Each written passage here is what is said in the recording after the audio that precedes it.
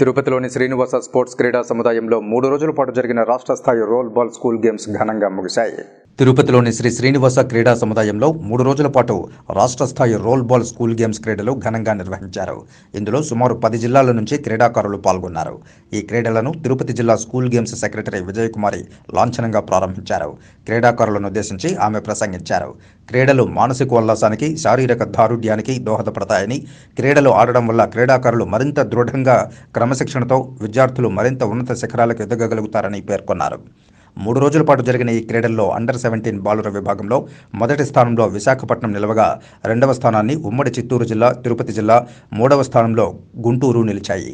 ఈ కార్యక్రమంలో roll ball association vice president G Pratap, joint secretary Anil Kumar Reddy, రాష్ట్ర రోల్ బాల్ ఆవిష్కర్త ఫౌండర్ విజి ప్రేమ్నాథ్, మాజీ స్కూల్ గేమ్స్ సెక్రటరీ బాబు, పీడీలు శ్రీమన్నారాయణ రెడ్డి, శ్రీధర్, సంతోష్, మధు, చంద్రావతి, ప్రసాద్ తదితరులు పాల్గొన్నారు.